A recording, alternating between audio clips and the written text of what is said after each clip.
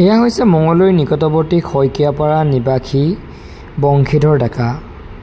সৰুৰে পৰা বাঁহীৰ লগত জড়িত হৈ থকা এইজনা বংশীধৰ ডেকাই নিজ হাতে তৈয়াৰ কৰে হাজাৰ হাজাৰ বাঁহী আৰু এইসমূহ বাঁহী তেওঁ নিজে বজোৱাৰ লগতে তেওঁ বহুতো শিল্পীক বিক্ৰীও কৰি আহিছে।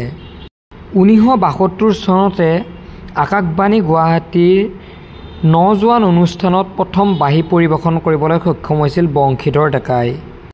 কেৱল বাঁহীয়ে নহয়, কামৰূপী লোকগীত, আধুনিক গীত, টোকাৰী আৰু খোল, তাল, নাগাৰা নামৰ লগতে বিভিন্ন ধৰণৰ বাদ্যৰ লগত তেখেত জড়িত হৈ পৰে।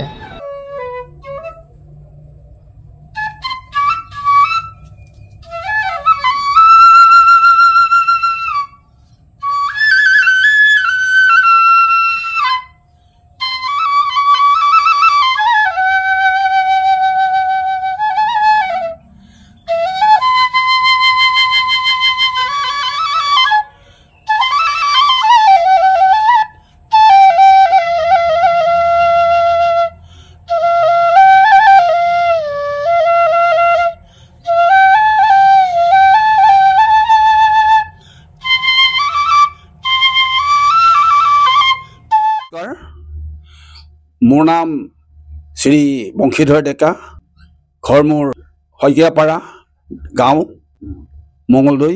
মোৰ সংগীত জীৱনৰ আৰম্ভণি বিশেষকৈ বাঁহীৰ পৰাই হয়। প্ৰথম অৱস্থাত বাঁহী মই সৰুৰ পৰাই বাঁহী বজাইছিলোঁ। মোৰ শিক্ষাগত অৰ্হতা নাই বাঁহীৰ, কিন্তু পিছলৈ মই অকণমান শিকিবলৈ লৈছিলোঁ। সেই সময়তে মোৰ গুৰুদেৱ ঢুকাই থাকিল আৰু আধা শিকা হ'ল। যি নহওক, মই মুঠতে সৰুৰ পৰা বাঁহী বজাইছিলোঁ, বৰ্তমানো বজাই আছোঁ। আৰু বাঁহী বজোৱাটোৱে নহয়, মই বাঁহী বনাওঁ। দুই এটি কৈ মই বাঁহী বিক্ৰীও কৰোঁ। গতিকে অসমৰ বিভিন্ন ঠাইৰ শিল্পীয়ে মোৰ পৰা বাঁহী বজাই আছে। গতিকে এইখিনি মোৰ কথা। এতিয়া কথা হ'ল, মই সৰুৰ পৰাই বুলি কোৱাৰ লগে লগে 6মান শ্ৰেণীৰ পৰা মই বেছিকৈ বাঁহী বজাইছোঁ। আৰু তাৰ পিছৰ পৰ্যায়ত মই ক্ৰমান্বয়ে ওপৰলৈ উঠি গৈ আপোনাসৱৰ আশীৰ্বাদত, অসমৰ ৰাইজৰ আশীৰ্বাদত, দৰঙৰ ৰাইজৰ আশীৰ্বাদত 1972 চনত মই নজোৱান অনুষ্ঠানৰ, তেতিয়াৰ নজোৱান অনুষ্ঠানৰ আকাশবাণী গুৱাহাটী কেন্দ্ৰৰ যোগে মই বাঁহী পৰিৱেশন কৰোঁ। 72ৰ পৰা 74 চনলৈ মই বাঁহী পৰিৱেশন কৰি আহিছিলোঁ। আৰু 1974 চনৰ পৰা মই কামৰূপী লোকগীত গাবলৈ লওঁ। আৰু কামৰূপী লোকগীতৰ অবিভক্ত দৰং জিলাৰ সকলো মানুহে কয় যে সেই সময়ত আমি প্ৰথম আছিলোঁ বুলি কয় লোকগীতৰ, কামৰূপী লোকগীতৰ শিল্পী হিচাপে। যেয়া নহওক, এনেকৈ আমি বিভিন্ন ঠাইত বাঁহী পৰিৱেশন কৰিছোঁ। আৰু অসম চৰকাৰৰ হৈ 1979 চনত ৰবীন্দ্ৰ ভৱনত আমি প্ৰশিক্ষণ লৈছিলোঁ, অসমৰ বিভিন্ন ঠাইৰ ল'ৰা ছোৱালীয়ে। আৰু অসম চৰকাৰৰ হৈ 1980-81 চনত ভাৰতৰ বিভিন্ন ঠাইলৈ আমি ৰবীন্দ্ৰ ভৱনৰ জৰিয়তে, অসম চৰকাৰৰ জৰিয়তে আমি গৈছিলোঁ পৰিৱেশন কৰিবলৈ। এইখিনি মোৰ তাৰোতে সেই সময়ত মই সেই অনুষ্ঠানত অসম চৰকাৰৰ হৈ বাঁহী পৰিৱেশন কৰিছিলোঁ আৰু গীতো পৰিৱেশন কৰিছিলোঁ।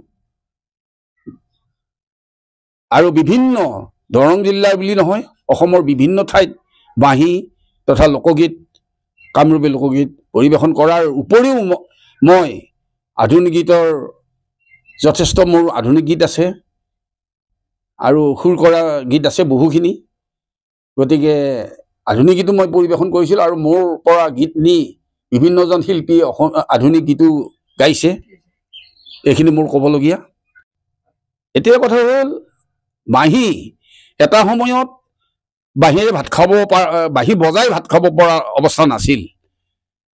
চাওক, আপোনাৰভাৱে চাওক যে বেণ্ড পাৰ্টিত বা কৰ্নেট বজাই, ক্লেৰিনেট বজাই, চেক্সোফোন বজাই ভাত খাব পৰা নাছিল। কিন্তু এতিয়া ভাত খাব পৰা অৱস্থা হৈছে, বাঁহী বজাই ভাত খাব পৰা হ'ল অসমত।